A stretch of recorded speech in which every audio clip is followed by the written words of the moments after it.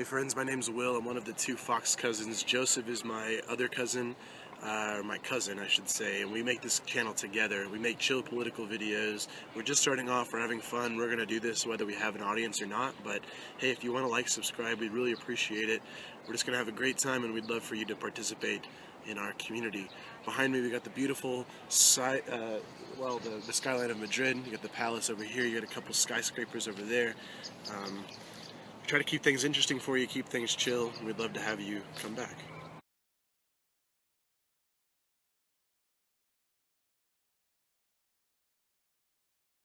Hey friends, so I had all these beautiful videos made outside in the park, and of course on my very last one my iPad decided not to record. So the very last part of this video will be shot outside, but until then I'm doing it inside. As you can see, I've got my sunburn here from my sunglasses. So I just came back from being outside. To recreate the moment, I'm going to put on these sunglasses here. Okay, perfect. So I want to talk about Greece and Germany. So Tsipras, the new left-leaning leader of Greece, was in Berlin this week, meeting with Angela Merkel of Germany.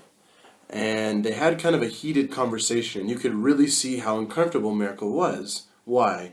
Well, Tsipras brought up his old talking points about how Germany owes Greece money for war reparations, and this made Angela Merkel really, really uncomfortable. You could just see it on her face.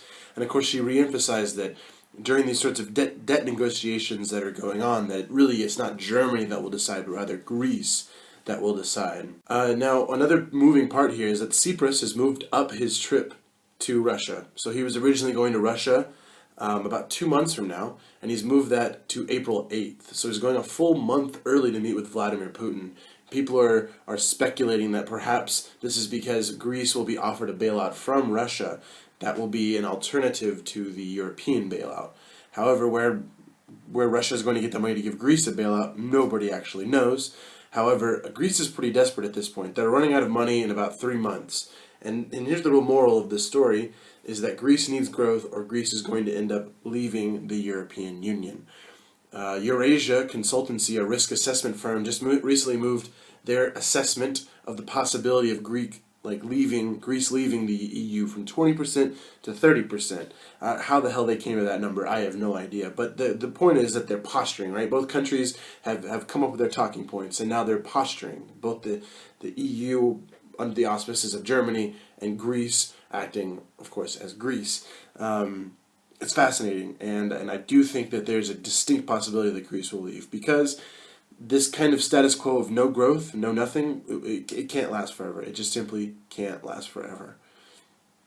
Now this is a response to what my cousin was talking about, Joseph, the other Fox cousin, the conservative Fox cousin.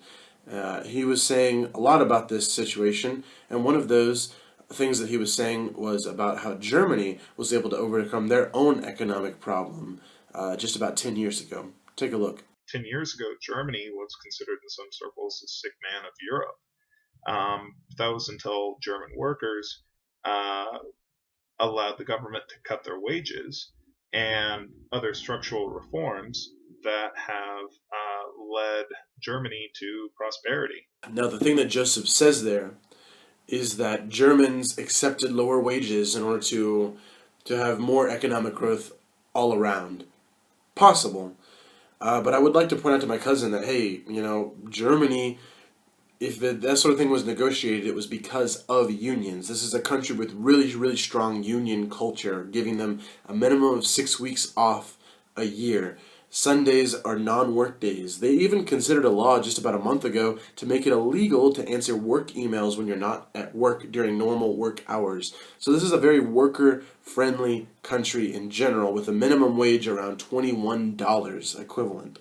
So this isn't some sort of conservative kingdom where there's low wages and high economic growth. There's high economic growth and high wages. So they found a way to do it in Germany. They found a way to balance the scales. Okay. Got it? Yeah.